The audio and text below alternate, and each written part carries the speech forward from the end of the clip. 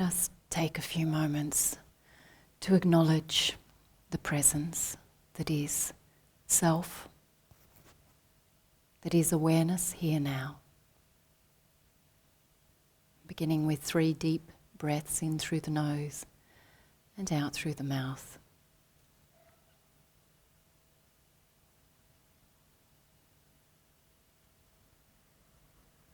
As you breathe deeply, allowing yourself to open, breathing in open awareness, and as you breathe out, letting be and relaxing into this moment.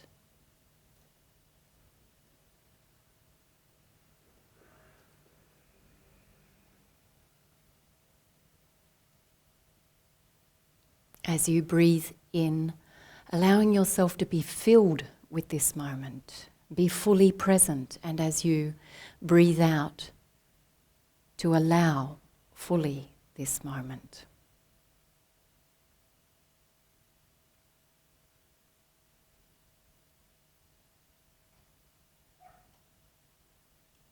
As you breathe in, you are the awakefulness, attentive, fresh, present here now. As you breathe out, centered, relaxed.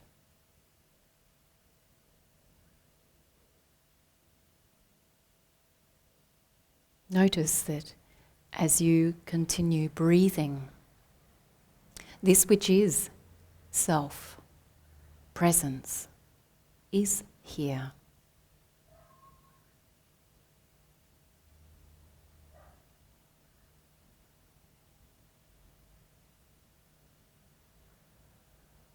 Notice there is only this moment.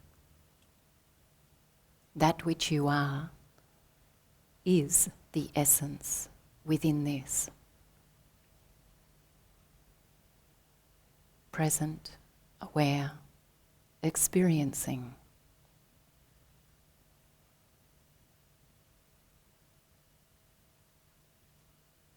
Even as the breath rises and falls, thoughts come and go, sensations arising and falling. Always you are present, underlying the activity is this ever constant presence. This essence, which is still, silent, yet all open, all flowing, boundless, all connected. This is self, the one within all.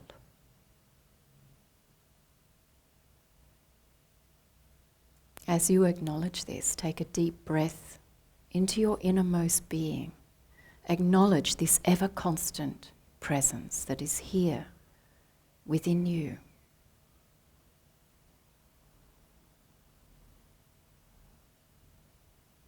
As you breathe deeply, gently affirm to yourself, I am here.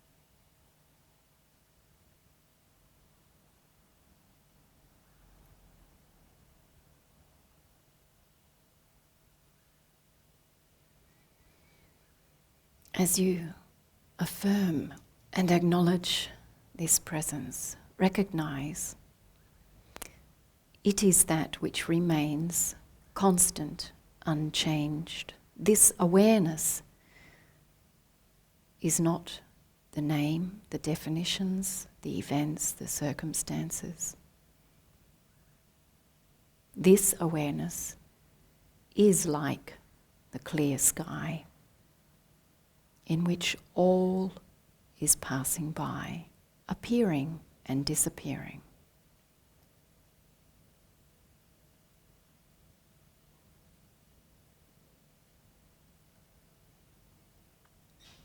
As you acknowledge this and allow yourself to be centered and present within this, there is a calm. Here is the poise.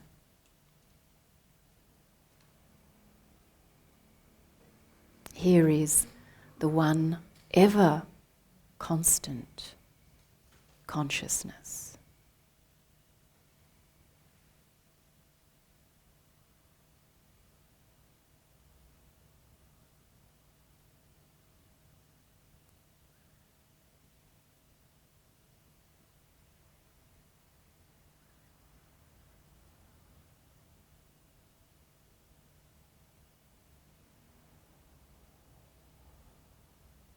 Within this infinite presence is the knowing, the seeing, the beingness that is truly you, the true nature of all that is in every moment. Allow yourself to simply breathe into openness with this, to be open, to be watchful, to be receptive. Again, gently affirming to yourself as you feel the innermost presence that is you. I am here.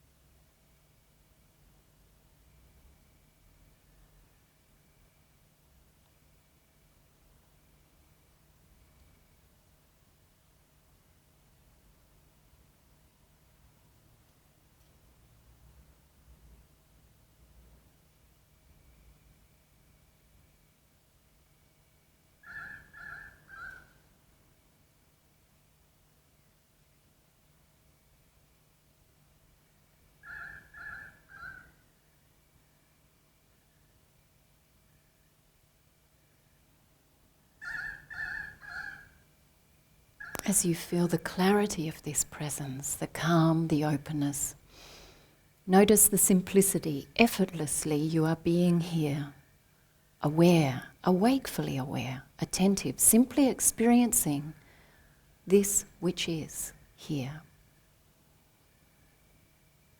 Acknowledge that within this is grace, freedom, connectedness, truth, wholeness. And as you acknowledge this, take a few moments to give thanks for this gift and the opportunity to be deeply present here, self, deeply present.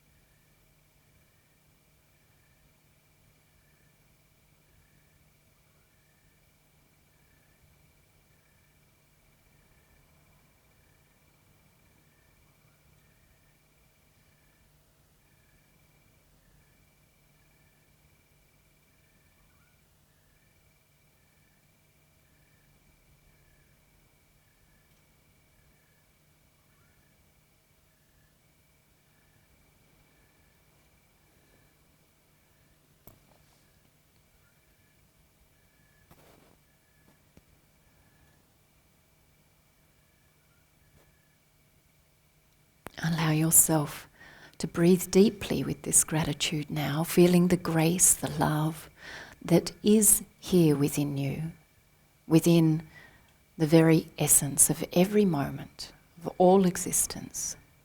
It is here. And as you breathe, feel it flowing within you, vibrating through your being, resonating in oneness with all existence.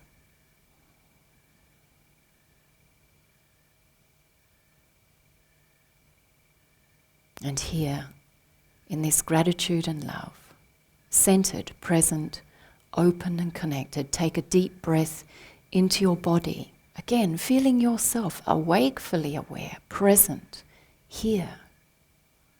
Experiencing this moment, open and receptive. Breathing deeply. Feeling your form and gently stretching as you slowly open your eyes.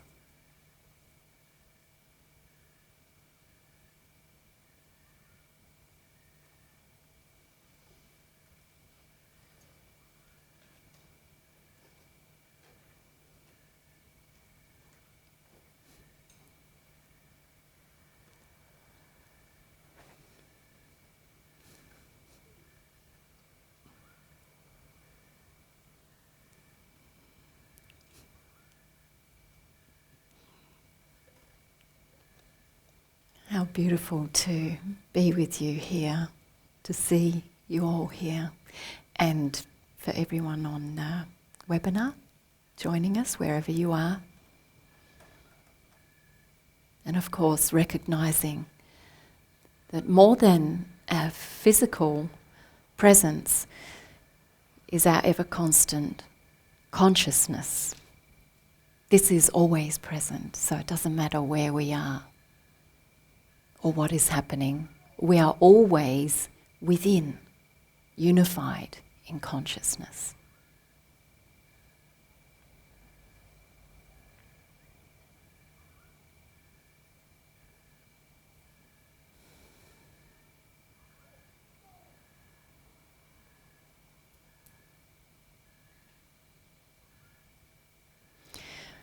When we begin and we express this word, namaste, we are acknowledging this conscious presence. That's what it means to speak this word, that I see the self within you. I, this self, the same self, consciousness. This is the deepest expression of acknowledgement that I've ever encountered in the human language. It holds such a depth of meaning and such a gift for us all. Because even if you contemplate this expression, this meaning, the consciousness within me, the God within me, the divinity within me, the creator within me sees the consciousness, the God, the self, the creator within you, the same beingness, the same presence, sees. This is pointing to something profoundly significant. Seeing. To be the seeing, to have the clarity of seeing what is. And at the very heart of this term that we're hearing more and more in today's society and spiritual communities is awakening. Seeing, to see, is at the very heart of awakening and what it means to awaken.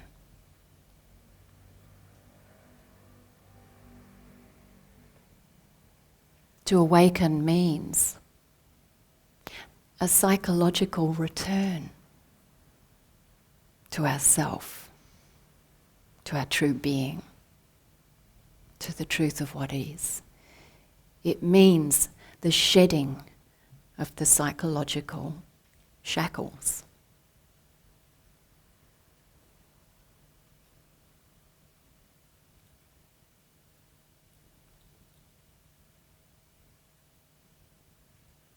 It means to reconnect to our essence, to the true nature of ourself,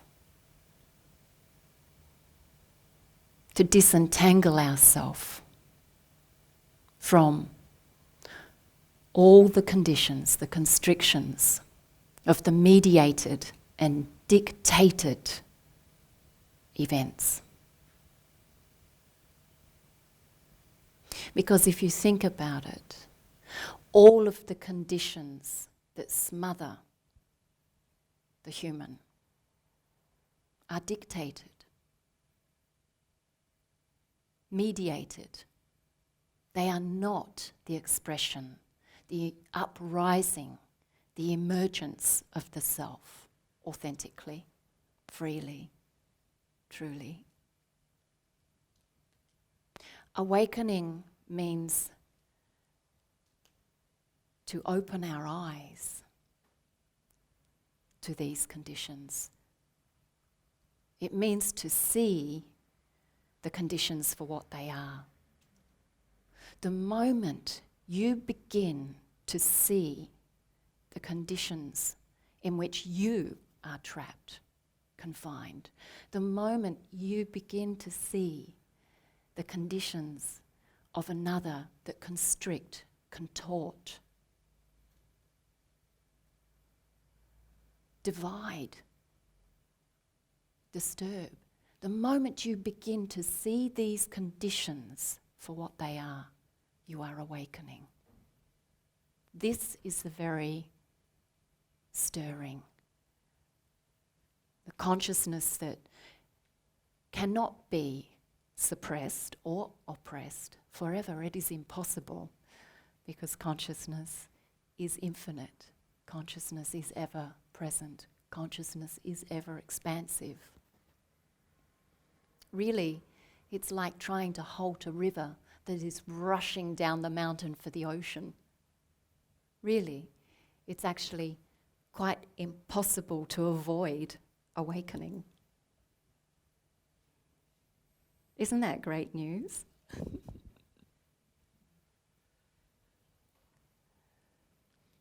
And in actual fact, one of the reasons, this impetus for speaking very particularly about awakening this evening, is because currently we are seeing such an incredible uprising, such an incredible awakening occurring in so many people and in so many situations.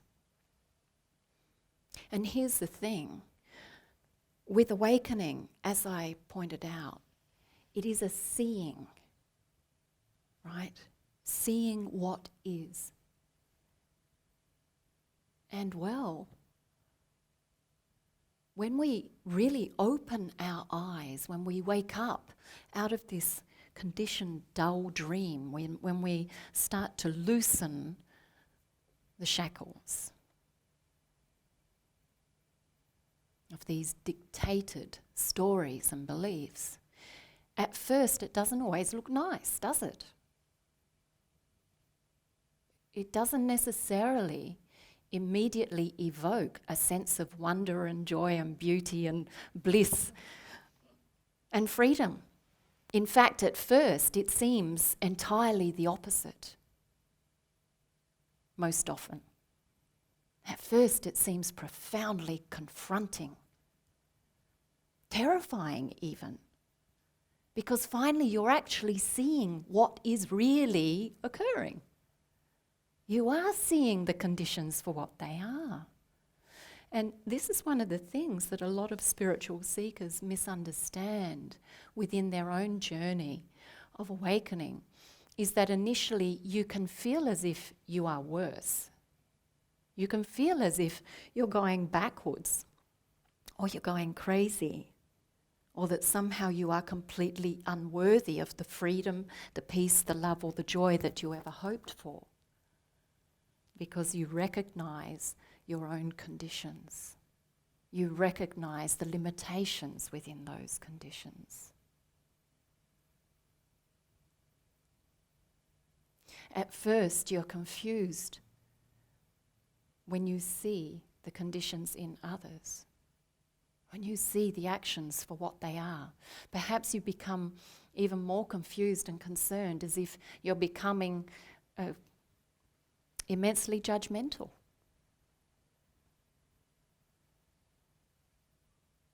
But you know, I have this funny little saying: you can't tie a ribbon around a turd and pass it off for a rose.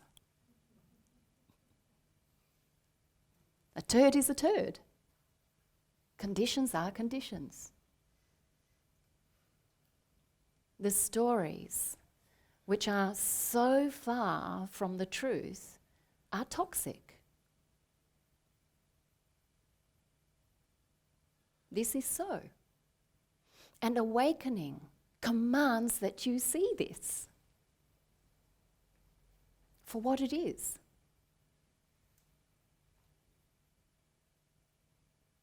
Although there can be a sense of disturbance in this, that initially it doesn't necessarily look so beautiful or feel so wonderful, the truth is, at least by seeing, you then have a choice. You cannot change that which you do not see. You cannot acknowledge that which you do not see. You cannot transform that which you do not acknowledge. It is impossible. And this is why the truth about awakening, the truth of being a spiritual seeker, can be profoundly challenging, because it is not all about the sweet beauty and light. It's not all about that. Yes, it is about drawing from within that beauty and light, the truth that knows the innocence of every single one of us. It is about drawing upon that ever eternal liberated self that realizes no matter what conditions I have adopted, I remain unfettered. Just as the lotus is born from the mud, it remains unstained. I am that which is unbreakable. I am that which is ceaseless, unchanged, undisturbed by any coming, going, rising or falling. I am that. Yes, we must draw upon this which is immeasurable truth and grace and beauty and love and awareness. And we must meet what is with it. So I mentioned in particular the impetus to share on this specific point tonight is because there is this great uprising, great awakening that is occurring. There's an acceleration of awakening occurring on the planet. As much as we can look and feel as if in moments the opposite is happening, we can look at the American politics and think, what? Right?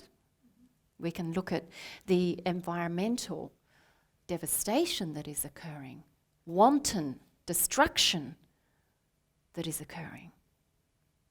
We can look at this and be profoundly concerned that the absolute opposite is occurring. But look closely. Look what is standing right at the front line of such corruption. Awareness is standing right at the front line of these many, many, many forms of corruption. People are waking up everywhere and seeing it for what it is. People are standing present, seeing it for what it is.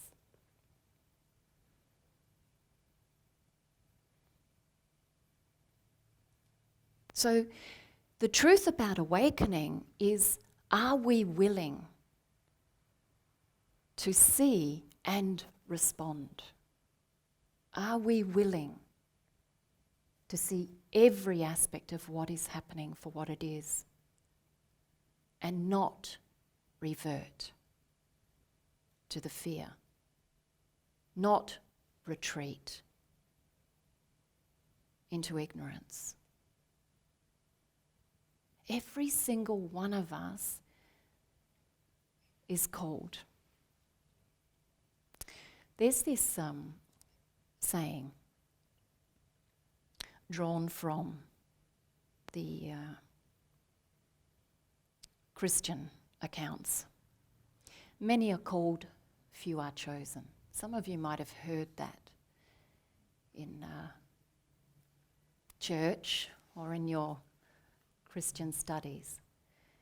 The sad truth about this is that it has an ever so slight mistranslation and misstatement. The correct statement is, and I'll translate, there's a second level of translation here. Many are called, few have chosen. What a radical difference that makes in that statement, right?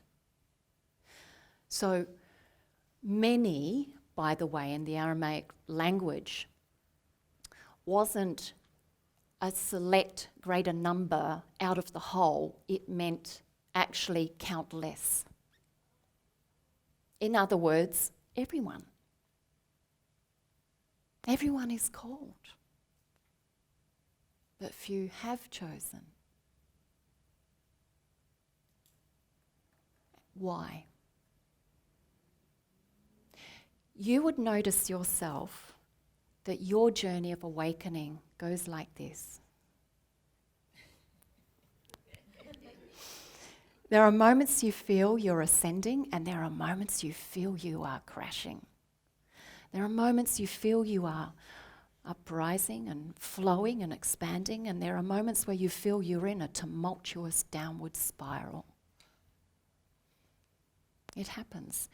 And you know, there are moments right on the verge of a deepening of awakening, right on the verge of a shift beyond a certain level or depth of your conditions, that something within you goes,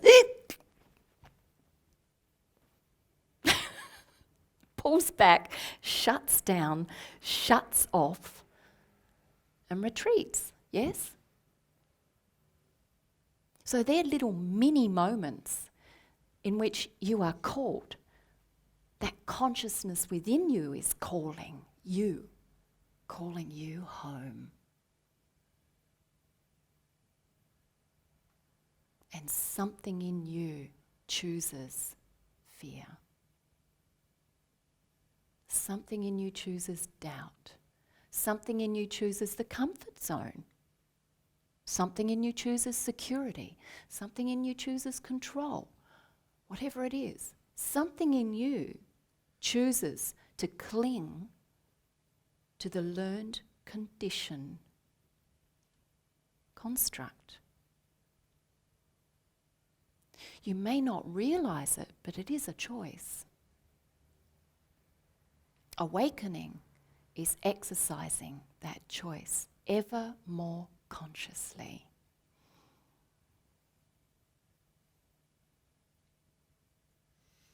Seeing it for what it is. This is awakening.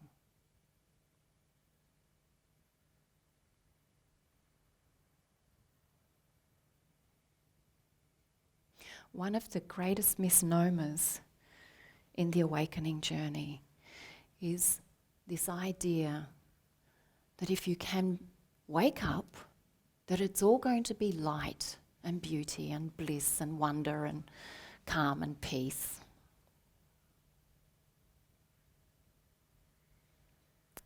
And guess what? You get a shock because you realize it's not. But this brings me back to, again, another one of my recurring phrases. Tension is inevitable. Conflict is optional. Life is the fulcrum point of tension. Life is emerging from the tension of positive and negative forces. This is life. Conflict is when you choose to be ignorant to that truth and you resist it, you reject that truth, and you attempt to control it. That's conflict. Your inability to accept the truth, to see the truth of life as it is, results in great suffering, great conflict.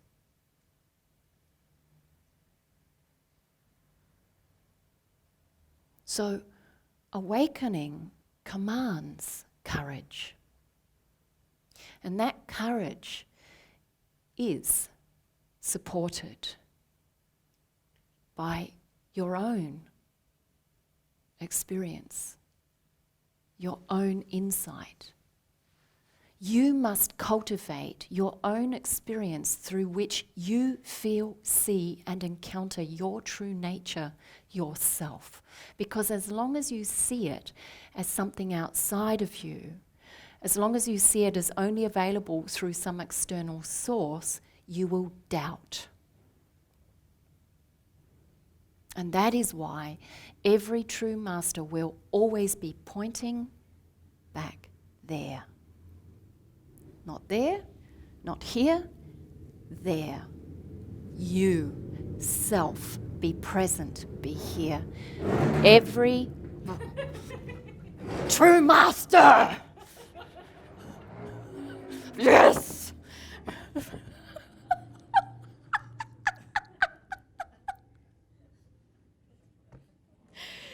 Get the grunt going.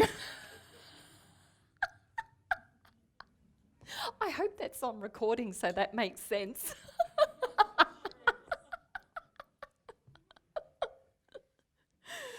Oh, wow.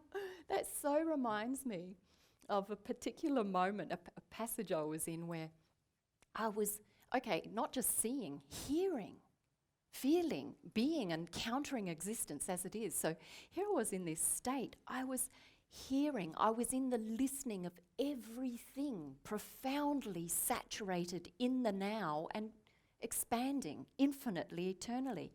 Everything vibrational. Do you know, every single thing has sound. It has a vibration.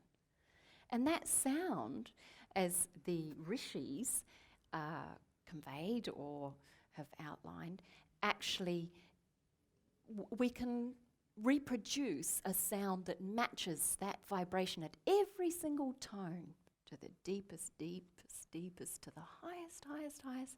That tone, that sound is Om. Everything is Oming. And there I was in this state, experiencing all the vibrational dimensions, the sound vibration of everything. Everything was Oming. And next thing, a throng of Harley Davidsons came along, and I just cacked myself laughing because it was all Oming. It was glorious. Anything and everything is Oming. So, back to the grunt. It's about you, isn't it? It's about you cultivating the experience.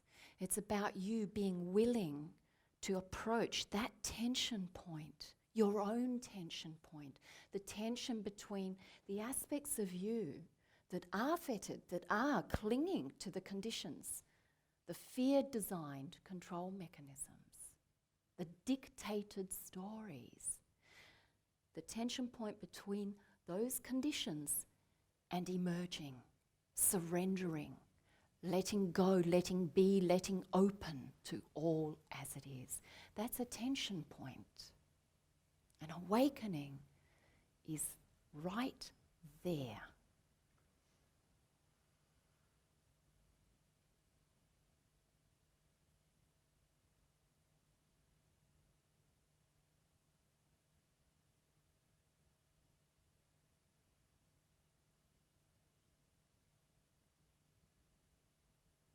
So there needs to be enough of a degree of willingness for you to be present to the discomfort as much as the willingness to let yourself be the freedom that lies beneath it and beyond it, beneath those conditions, beyond those conditions.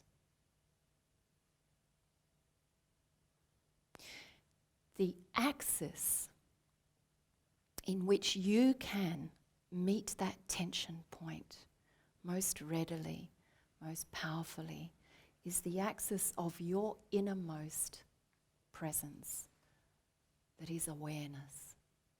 No matter how far out you have travelled psychologically, no matter how far off you have wandered with your thoughts, this awareness, this presence, you, a wakeful awareness, is here. It is always here. It always has been and it always will be. By exercising right attention, by exercising right alignment, by allowing yourself the space to be centered here within, to reconnect, you adopt the right point of being, the right point of awareness, whereby you can stay present in that tension point. Not run from it, not try to control it, but just be awakefully present. Just be here with. And something wonderful occurs in this axis, in this tension point. Witnessing occurs. Seeing occurs. The witness is not disturbed. The seer is not the story, the condition, the conflict, the control. It is the freedom. It is the knowing. It is the power, the stillness, the silence. It is like an anchor of the infinite ocean of your eternal being. And when you discover this axis that is here within you, you become steady.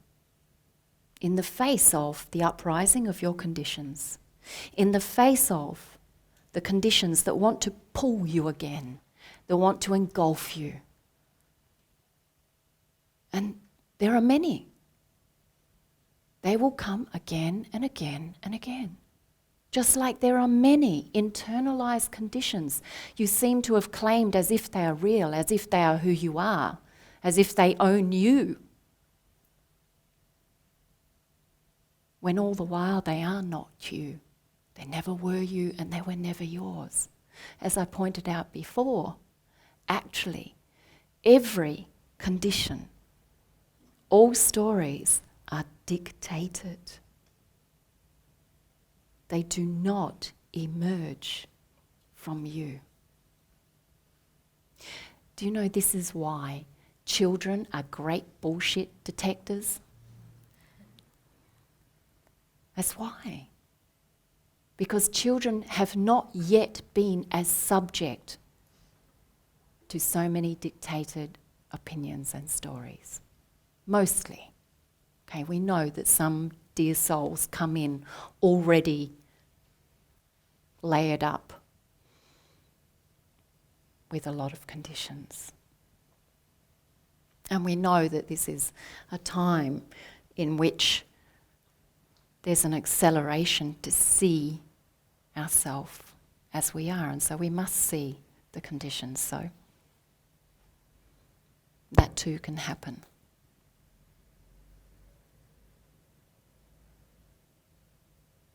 But as I was saying, the reason why children are so acutely aware of the bullshit is because children are much closer still, primarily, to truth. Children are primarily still this presence that is simply uprising, emerging, expressing, experiencing, discovering, right? There's an authenticity arising and flowing.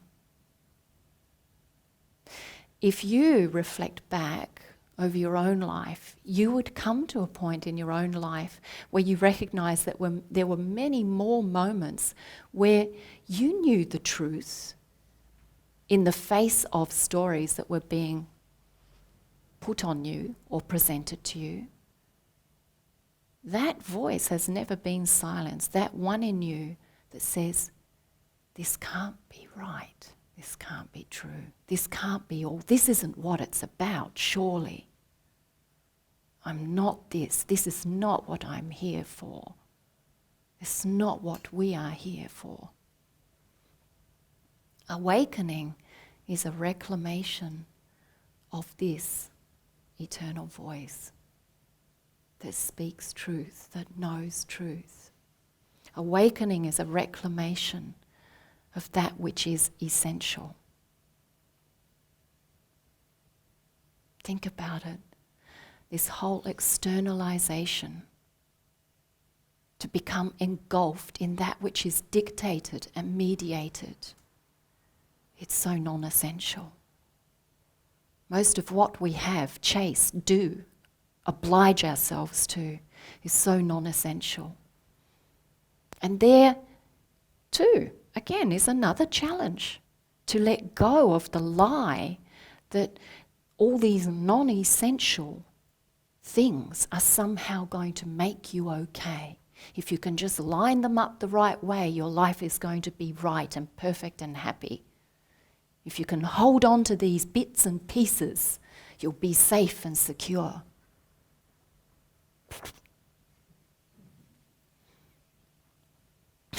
Got a rude shock coming, right?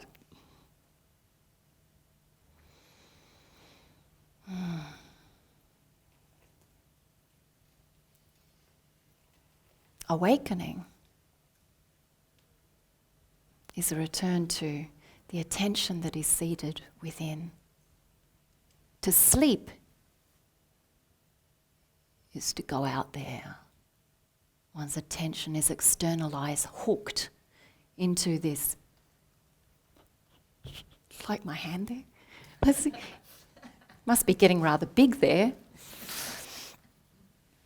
To be hooked into this whole mediated experience.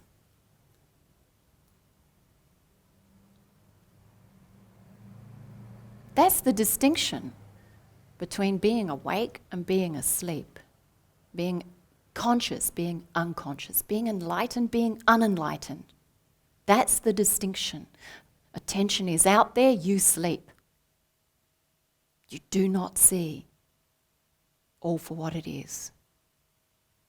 You've abdicated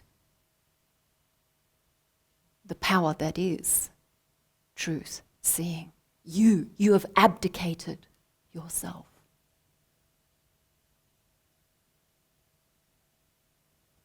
Reconnect, reclaim that which is here. Psychologically, remember, because it's never gone away. It's just a psychological process. Be here, see from here, and you awaken. It's that simple. It really is that simple. It is guaranteed that the more you exercise this poise of presence, the more you awaken. It is guaranteed.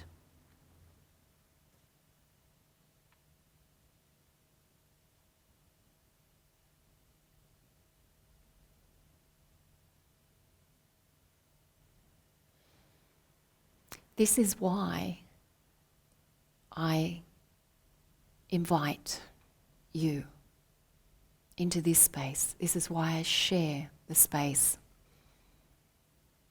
of presence. For you to momentarily have enough of the right environment that you can enter into yourself. It requires the right environment for you to enter into yourself. Meditation is a spaciousness of being. It's an environment, the right environment of being.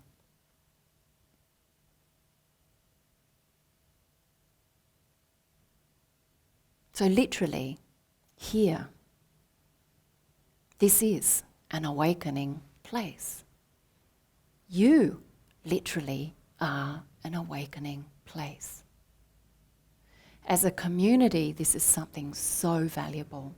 It's why I create all the different forums whereby you can be inspired, empowered, supported, nurtured, facilitated, and to share collectively with others who are seeing, who recognize the gift of awakening, and that in actual fact, where we are now, not just individually for your own experience, but collectively as a human experience, this is no longer a nice spiritual, leisurely,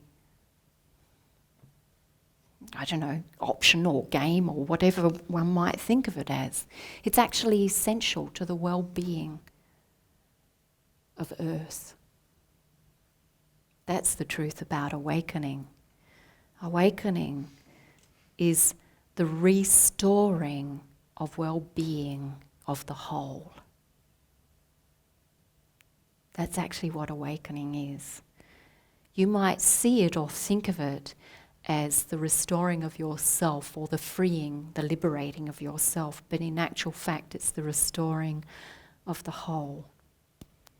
Because in the moment you reawaken yourself, you truly begin to see again that yourself is in every self, that every self is absolutely, intrinsically connected with you as a part of you. There is no other. There is one whole.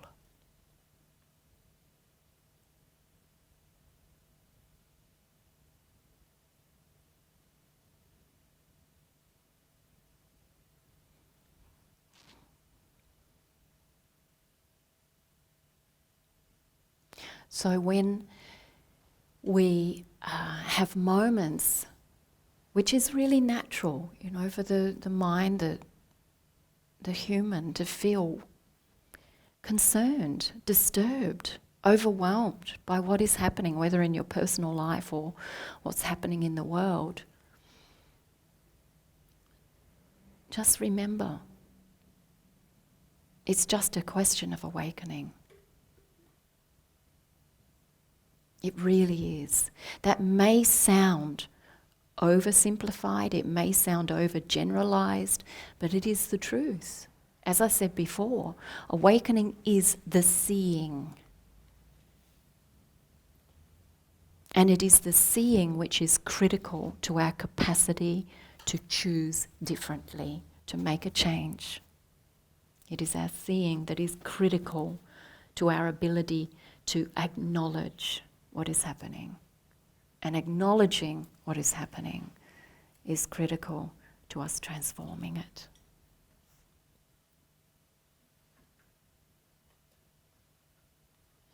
Now sometimes that can seem like it's a task, I have to work at this. But hey, you're alive. Every day you are called to action. Every day you are called to choice. Every day you are responsible for your life and for the life that surrounds you. Whether you like it or not, you are called to respond.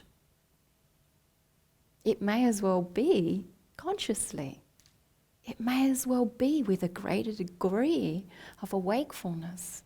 It will serve you infinitely more so than it will to retreat into fear, than to retreat into some notion that somehow you are incapable or insufficient or insignificant. That is the furthest thing from the truth. You are awareness.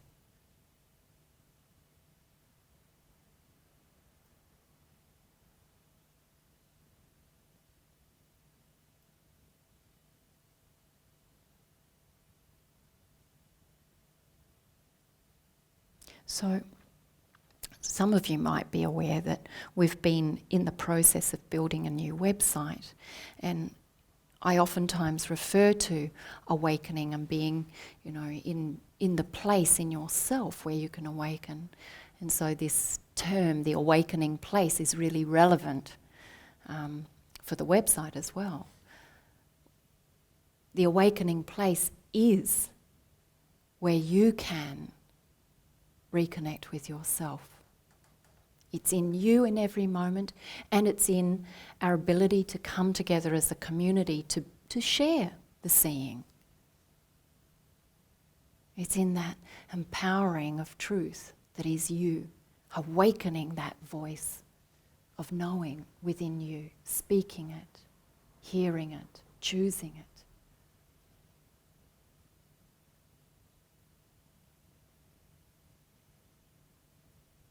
The more you acknowledge this gift, the more you value and appreciate the power of being in an awakening place, the more you give priority and value to the true essence of yourself, the true nature of every person and every living thing.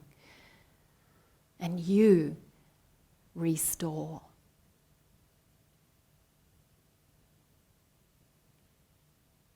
Life. You restore love. You restore truth.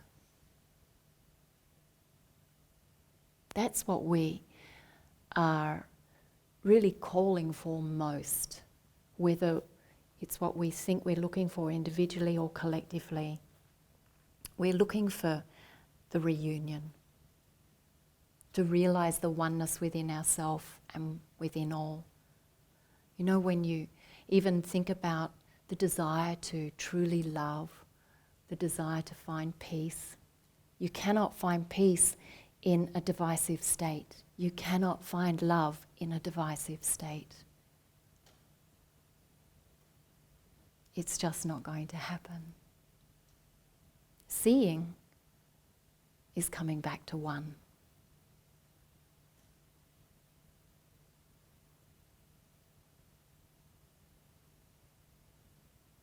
Love is coming back to oneness. Peace is coming back to oneness.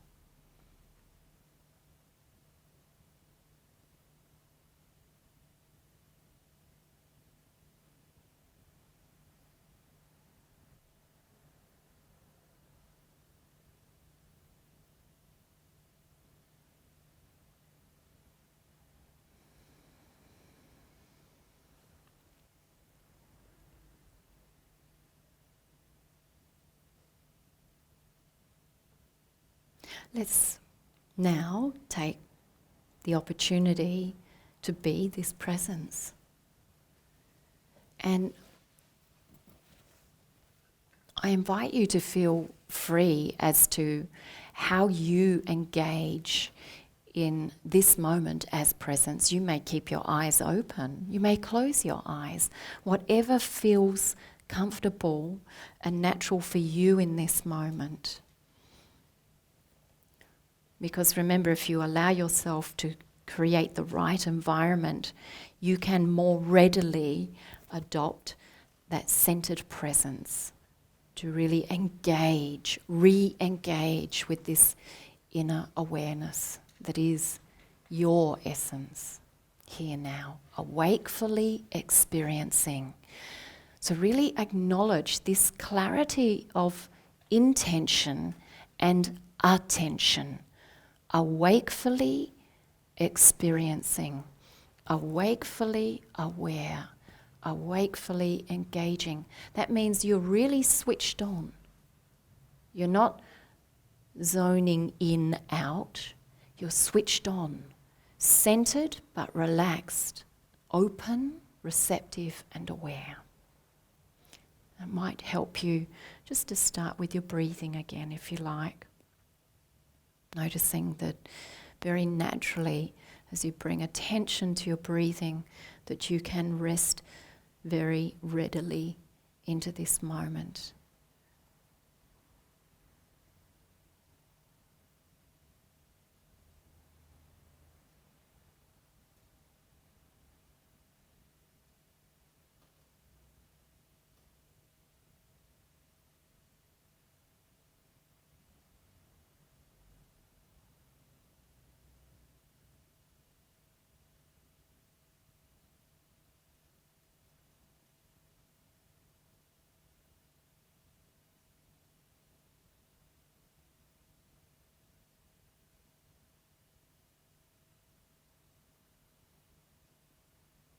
As you continue to deepen with your breathing, being awakefully aware of your breathing, you can draw your attention to your innermost essence.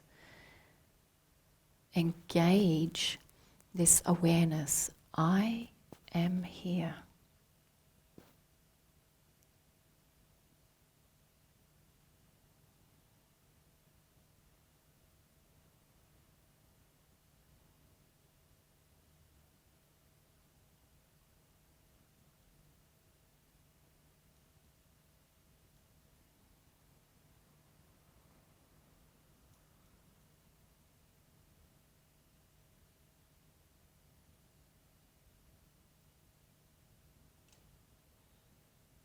And as you are engaged in this truth, I am here, it is very, very simple. There is nothing complicated about being awake. You are simply awake to this which is here. Awakefully experiencing simply this.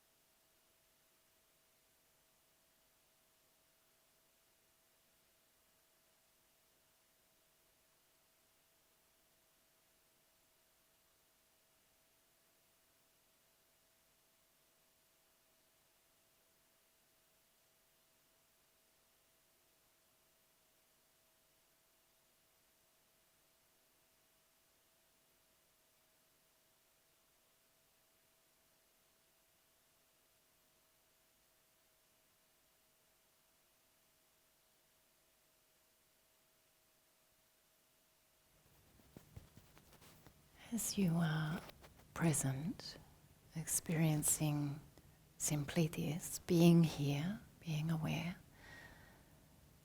even if you notice thoughts have taken hold, or perhaps you've wandered off with the thoughts, simply acknowledge this, be awake to this, see this, and in seeing, just simply notice and bring your seeing, your feeling, your listening back to this moment, allowing yourself to awakefully experience what is here. So it doesn't matter if thoughts do arise and perhaps there's some wandering. Again, awareness comes, there is seeing again, being awake to this tendency. Noticing, awakefully noticing whatever is occurring.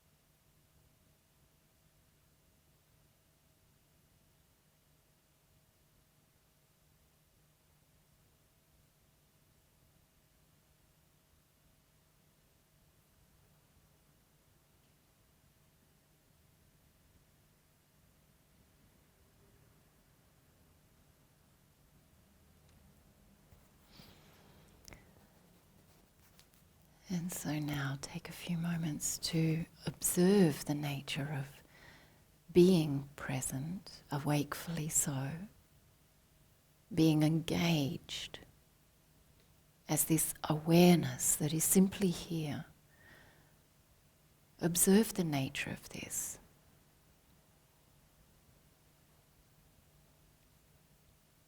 Acknowledge the experience.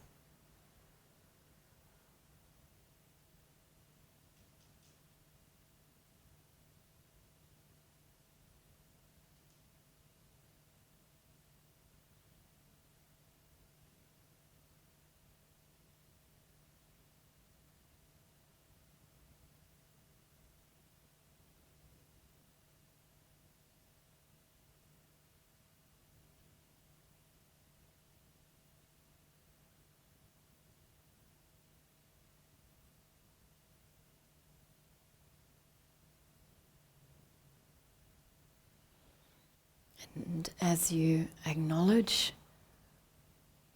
this, being present, being aware, awakefully engaged, take some moments to give thanks. Embracing this as it is.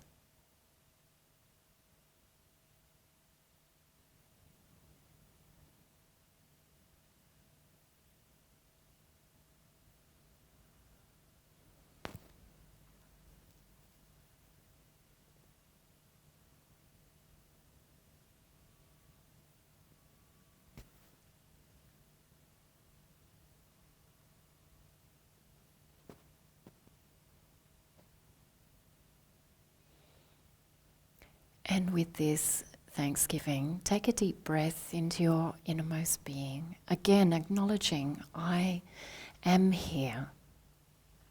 As you acknowledge this, feeling yourself centered, present, receptive, aware. You are awakefully here. Feeling the calm that is within, the grace that is existing. It is the very essence of your being, the very essence of all that is here.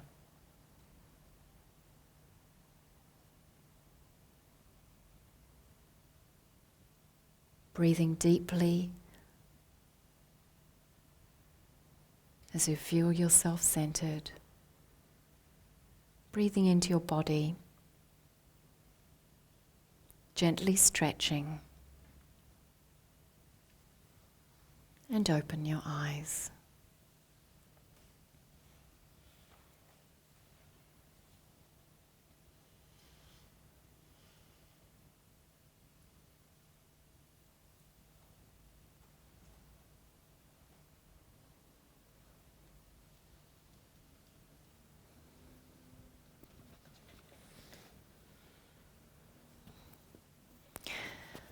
One of the primary reasons it seems very difficult for most people to give priority to being very simply present is because humanity is deeply, deeply conditioned to believe that it is insufficient. That it is insufficient to be simply this which we are. That this which we are is not okay, not good enough, needs to change, be something else.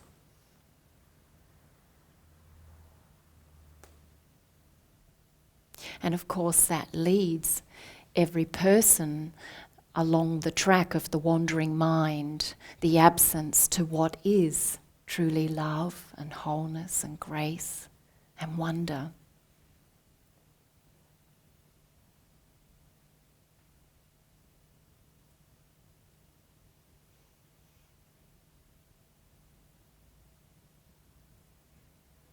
So what is it you observe yourself? What's the nature of simply being present, awakefully present? What do you notice about this?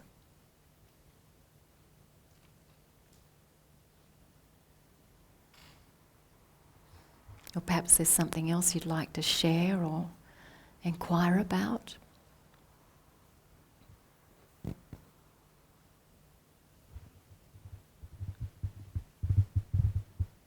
Sarah, thank you. What I noticed that is difficult in me is to be aware of my own presence.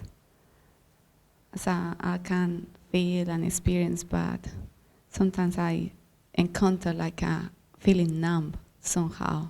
Even that I'm feeling aware, I'm still feeling quite numb and not awake in the literally way of feeling asleep, literally asleep, and not able to come into terms like I am here, and I feel like a life is happening, but I'm still not connected. So I'll tell you the irony of this. Yes. The very fact you can describe that is the indication of the awareness, the awakeness that is already seeing it and recognizing it. Yeah, I have thought that, but still I feel like how asleep we live. And this is, you know, one of the aspects or message here tonight is that awakening is you on that tension point, that verge between seeing the conditions, the unconscious aspects, the behaviours, the symptoms that are occurring in that construct, and seeing what is, being present to what is. So gradually, the more you allow yourself to stay present on that verge, to be here, not to run from that discomfort or the part of the mind that wants to analyse it or, you know, discredit yourself or experience or whatever it is, stay present. The more you stay present, the less entangled you are in the thinking and the more deeply you enter the experiencing. And that is a deepening of the awakening. So, you see, awakening is, as I said, it's seeing what is as it is. You cannot wish or think something is different from what it is or want it to be different from what it is and be awake. It just is what it is. So, for example, being here in this moment, it's not what your mind thinks it is its own beingness.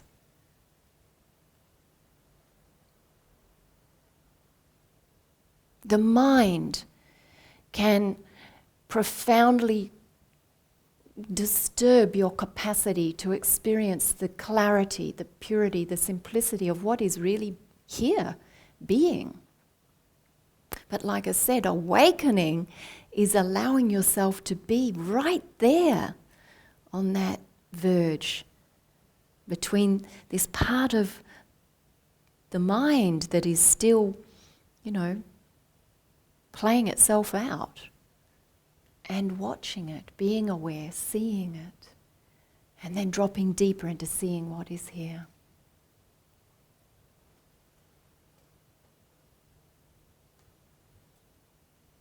So you notice I point you back to the truth that even though you identify with symptoms that are the result of distraction, disengaging, for example, it's awareness, it's the element of you that is awake to it that could even describe it.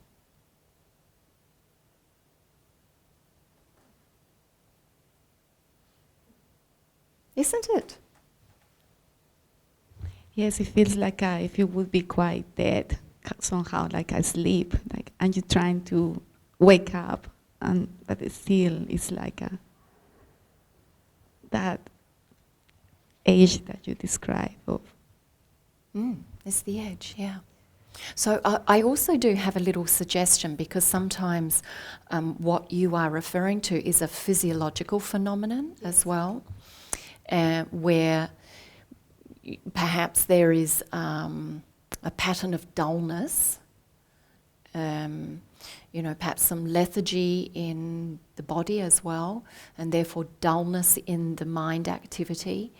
And if you're experiencing recurringly this element of dullness, then I recommend that you exercise bringing yourself into a wakeful awareness by going for a walk. A wakeful awareness doesn't have to be that you're sitting on a cushion, closing your eyes and, the candles on the altar. A wakeful awareness is wherever you are. And if it is the case that you have this tendency for dullness, then engage this capacity of attention. Go for a walk on the beach. Engage your wakeful awareness, the feeling of the cool sand under your toes. Engage your wakeful awareness, the sound of the waves crashing on the shore.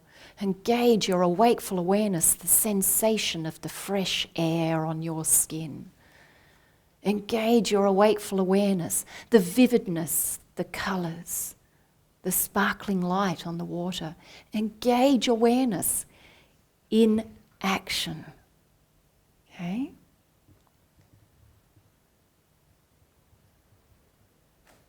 Thank you.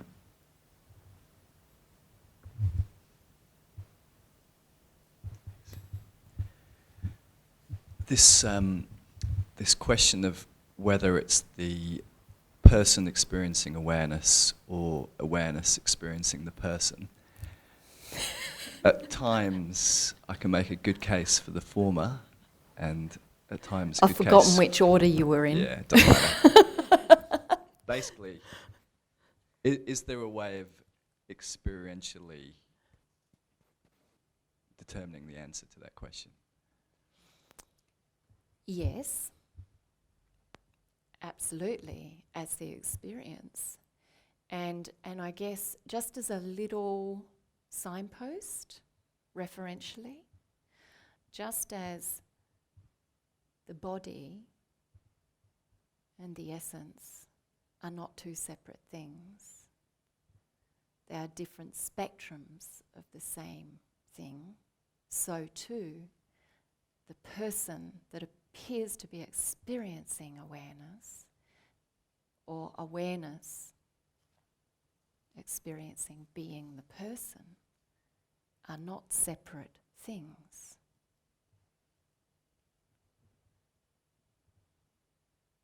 They are different spectrums of the same being.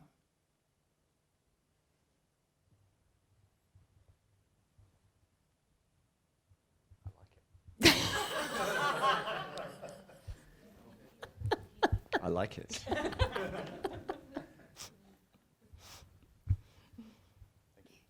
Thank you. And it's wonderful that you posed this question or sharing, because this remains one of the stumbling blocks very repeatedly for spiritual seekers, that there remains this notion, very dualistic notion of an actual distinction and separation between body, mind, body consciousness, person, blah, blah, blah. There is no separation, and ultimately, in the depth of the essence of that which is, there is not even a distinction. In that which appears, yes, there is distinction. And that's the game of this life. This is the Maya. This is the magic. This is the illusion. It appears separate and other. It is not.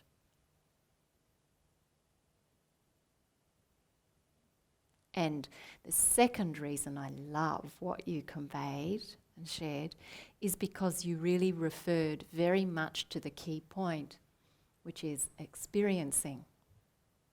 Because you cannot get this as a concept, you can only know it as an experience.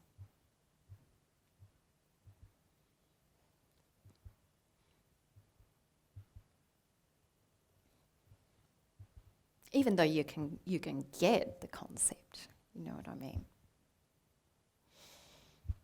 Yeah.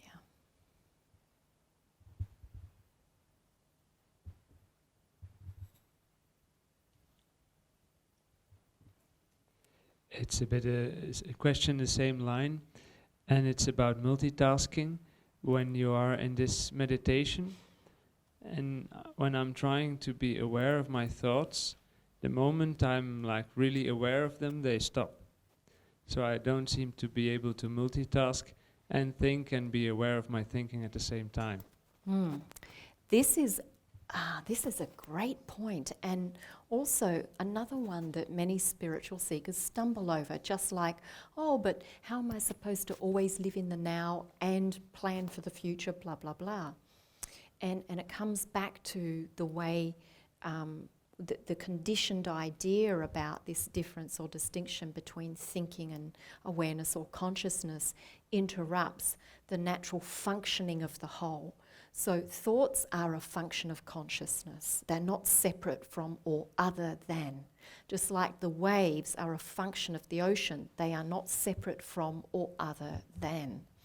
However, the momentum of the wave plays its role, yet the expanse of the ocean remains.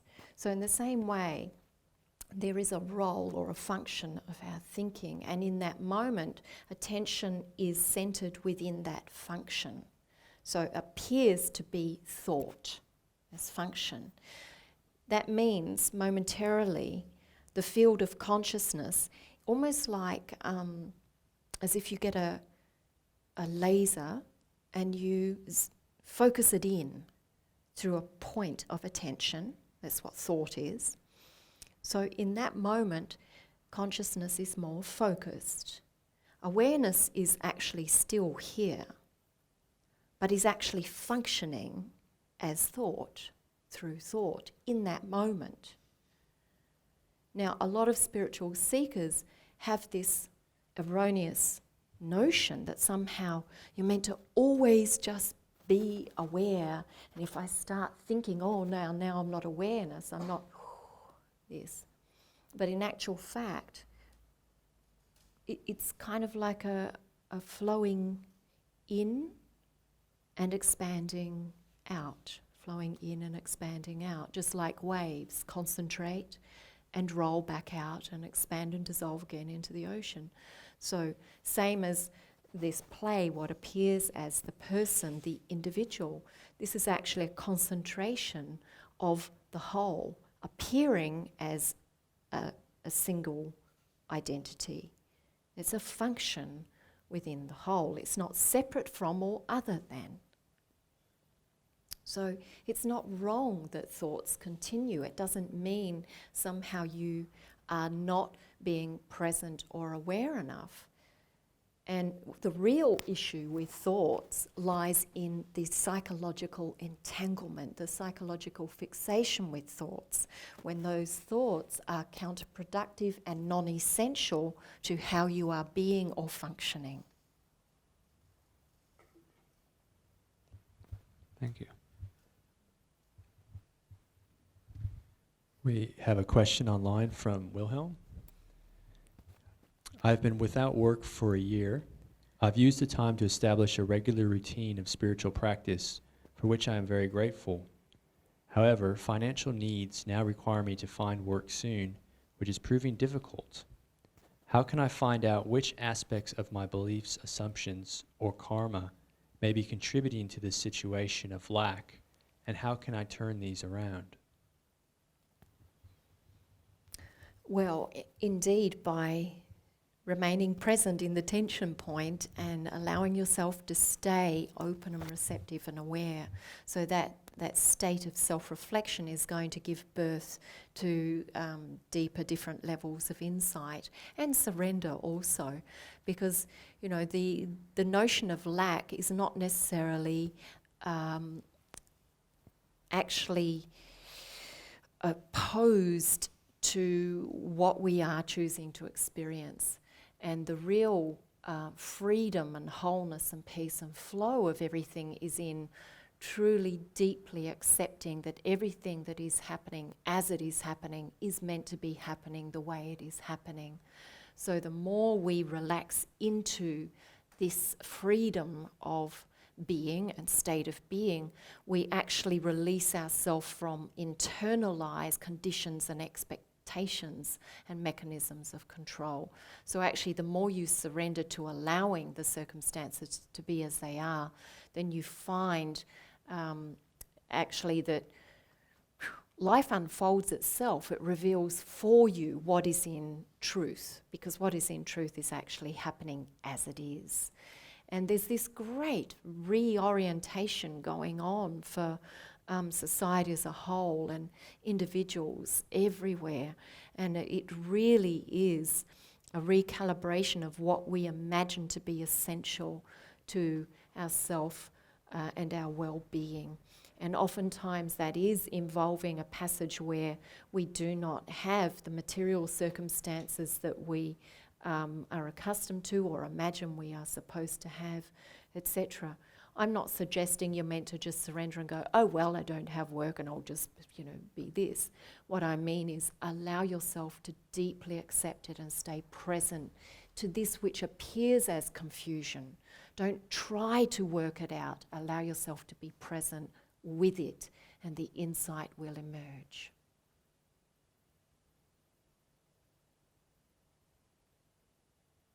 Thank you.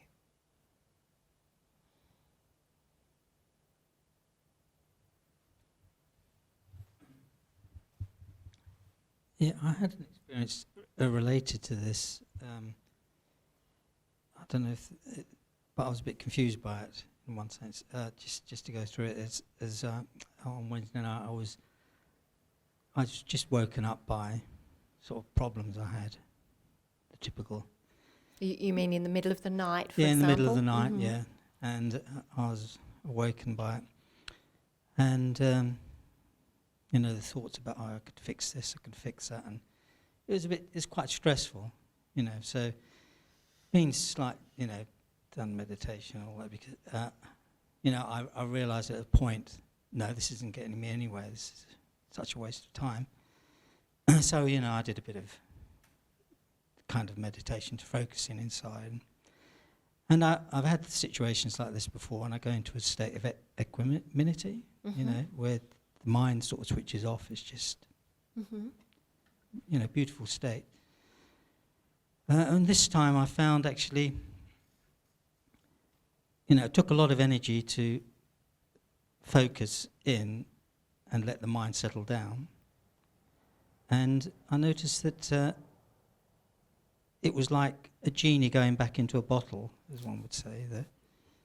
The personality and person sort of shrank down back into the bottle, and it kept on coming out, sort of like genies do, sort of promising many wishes. It's just a metaphor, but it was exactly. It's a lovely like metaphor. Yeah. It was exactly like this, and I thought it was really strange that the person is always promising you this, that, and the other. I'm going to solve this. I can do that. And or bargaining with God. Sorry. Or bargaining with God. Or bargaining with God. Yeah. I didn't go that far this time, but anyway, it was.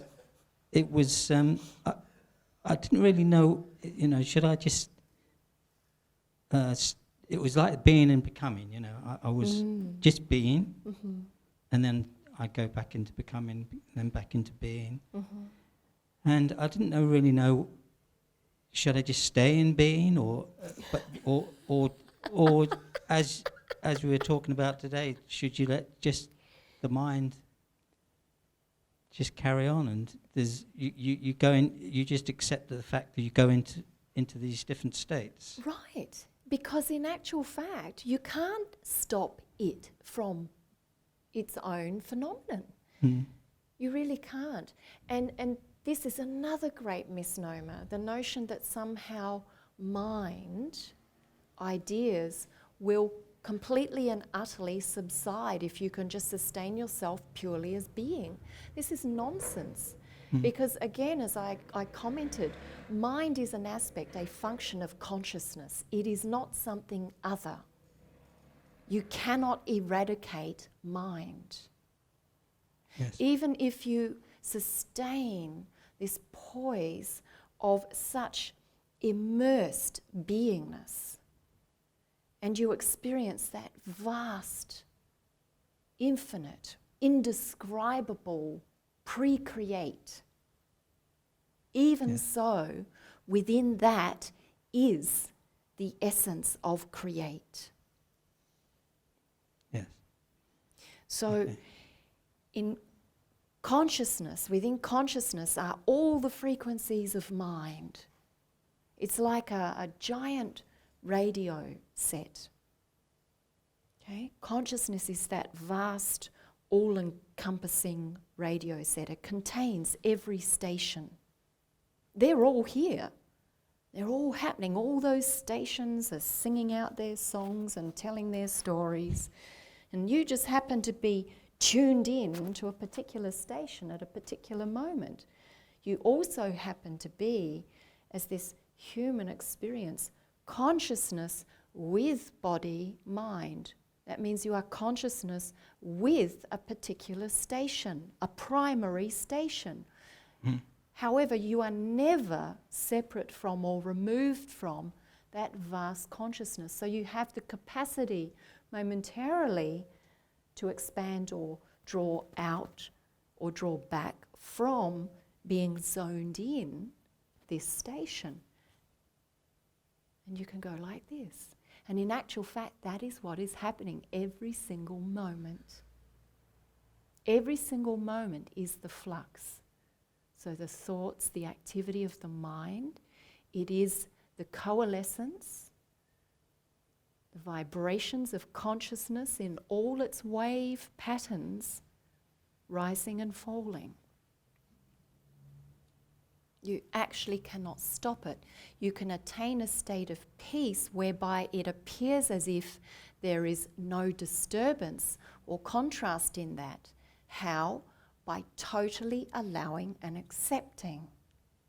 You know, I've explained before that silence is not an absence of sounds. It is in actual fact the sum totality of all sounds. So that means if you enter into a deeply accepting, relaxed enough state that you don't zone in on and focus in on this sound or that sound or get annoyed about this one or that one or try to silence this or that, you just come into this profoundly deep, allowing, relaxed state. You then experience silence and all sound. In actual fact, silence is that. Okay. So calm, silence of mind is this completely allowing and relaxed state that it's okay, that this coalescence, this flux, thoughts, mind rising, falling is occurring. It's very much like allowing yourself just to be that vast, clear sky, and yep, the clouds are coming, going, coming, going. Yes, one aspect in that I mentioned, it was also there was discomfort, and I suppose I was just motivated to get away from it was an irrelevant. It was sometimes discomfort you go through, and it's got some positive direction. But this was, I realised it had no particular positive direction. Is this just part of my learning process that I see things, I suddenly see, oh well, this is suffer or pain that I. Right. Yeah. So this is part of the process as well. Exactly. It's part of the return to accepting all the nature, all the functions of life as it is. Again, as I keep coming back to that little phrase, tension is inevitable, suffering is optional. Pain is inevitable.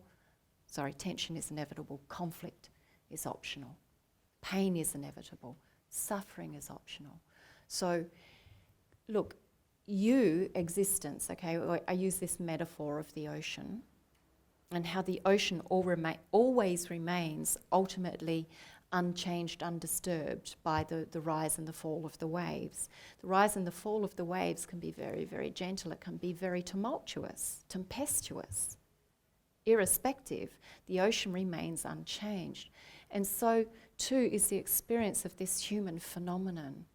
So when we fight to control this aspect of ourself, the realm, the dimension of ourself that is flux, body is flux, mind is flux, but when you fight to control it or change it, you create more disturbance. You create more conflict. When you surrender and you allow it to be, even if it's a storm, a raging storm, guess what you experience? The calm in the eye of the storm. And guess what? The storm passes. Okay. That's a lot to take on. No, I understand what you're saying. It's there's a conflict in me saying I should avoid the suffering and get away from it and calm my mind down. But what you're saying also is that I shouldn't really just be trying to avoid the suffering. I should be aware of what is going on.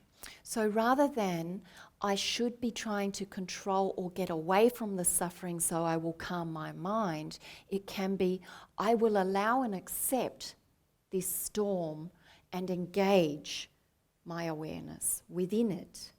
So you see, one wants to fight, control, get away from. The other can be present. As I was pointing out earlier, awakening is allowing yourself to be on that verge of the tension point. Not to change what is happening, but to allow what is happening. And when you allow, things naturally of their own accord are embraced. Yeah, I think that's much clearer for me now. Yeah, Great. Thank you. Yeah.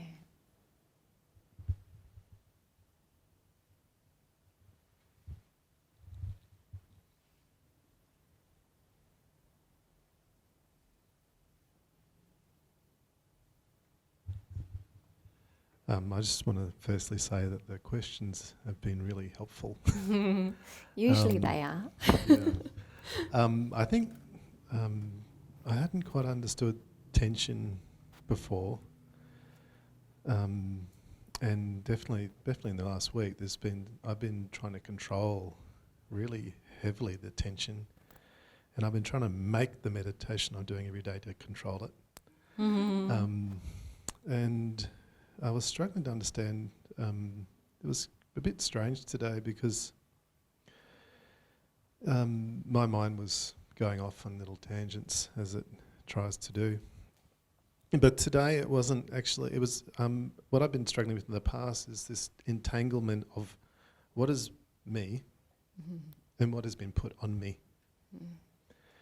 And I'm constantly trying to work that out.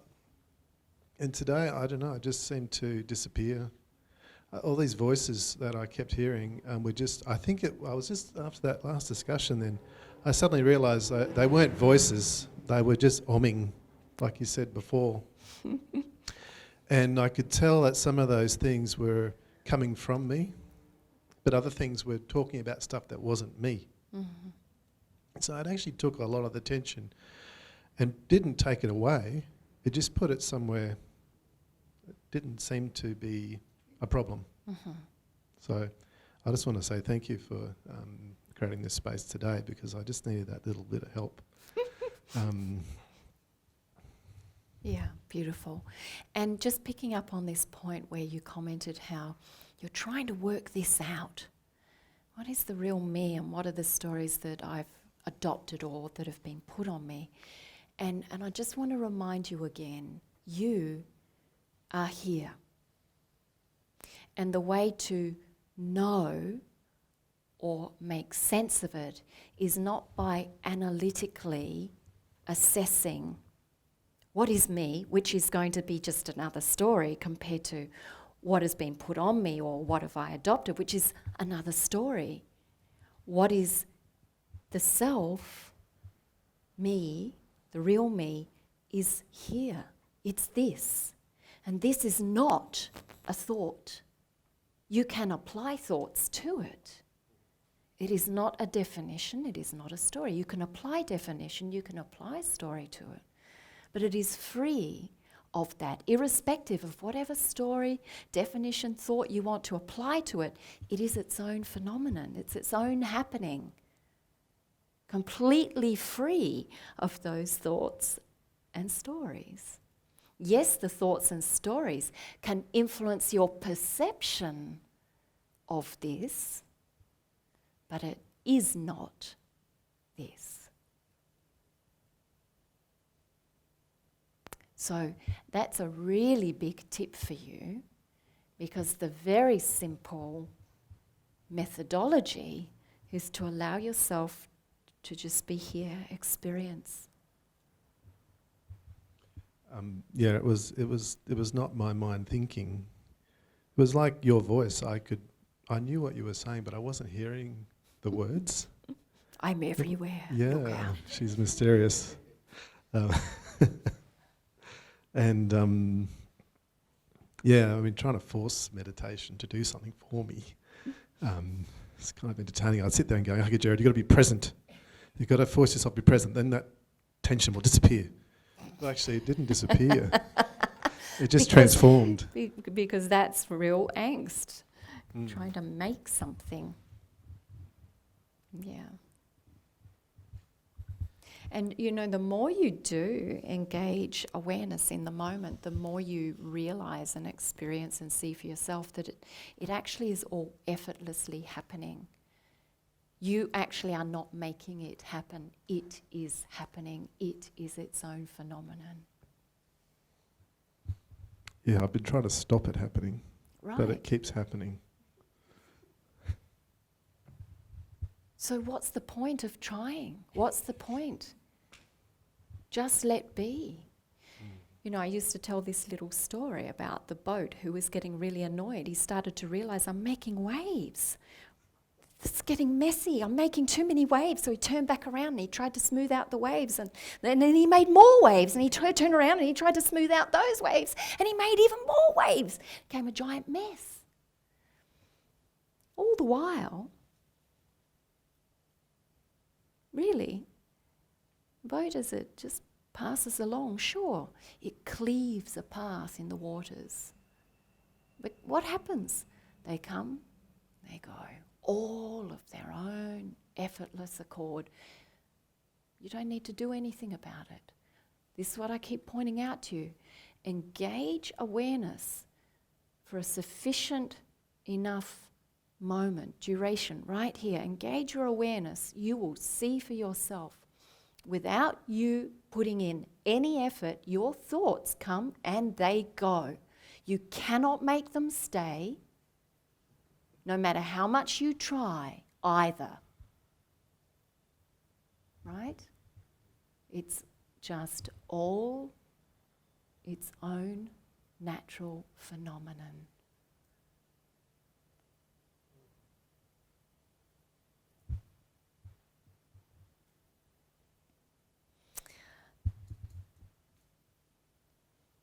Last sharing.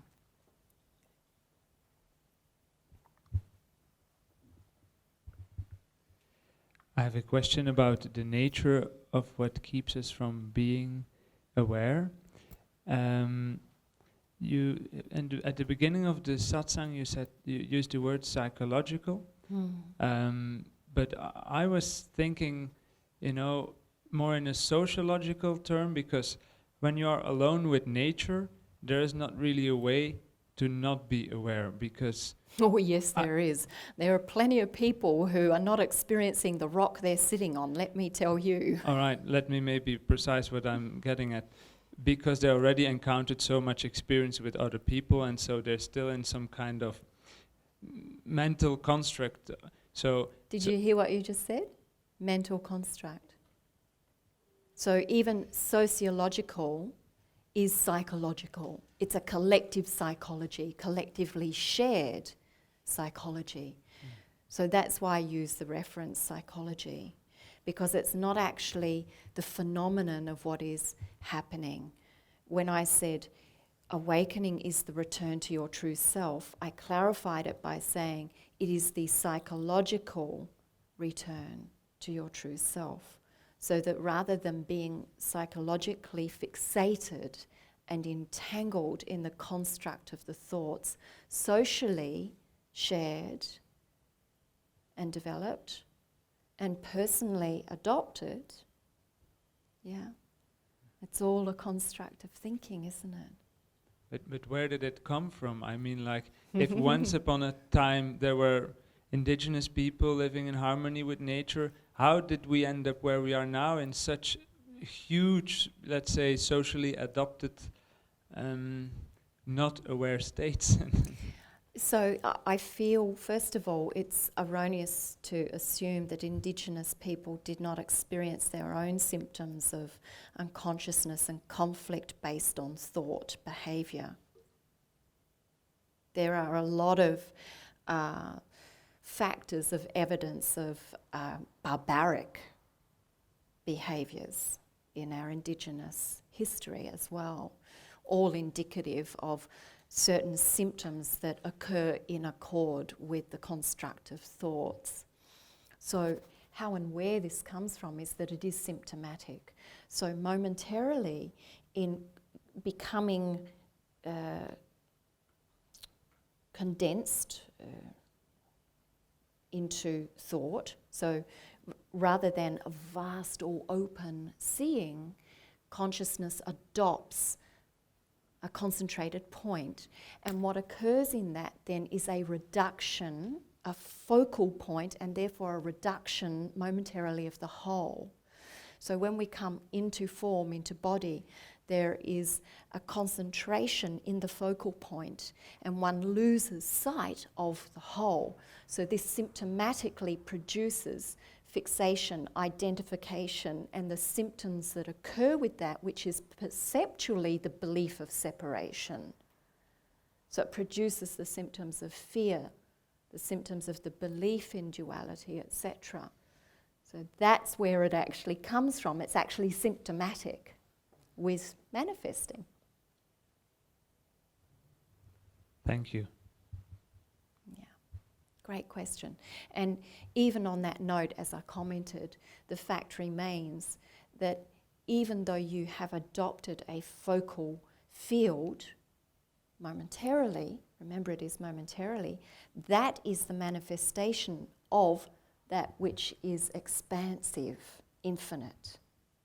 So you never ever are disconnected from that vast consciousness. It's why you can never ever be totally and utterly asleep. Do you know there is no such thing as totally and utterly unconscious? No such thing. Great news, right? So it means there is always going to be, in some moment, a regain of sight, a regaining of awareness of the whole, the greater perspective. And as I said right at the beginning, awakening is inevitable. Yeah. So thank you everyone for being your journey of awakening, and in doing so being empowered in yourself, living a more empowered life, empowering others and sharing in this empowerment. And more than anything, this is the gift that we have in our society today, that we are approaching true communion again. By being here, we are in true communion. So with awakening, we are reconnected, not just in ourselves, but truly with each other. We are empowered, not for our own gratification, but for the greatness of the whole. So thank you for being your experience of this, being a part of this wonderful awakening here together as one great human family. Thank you. Namaste.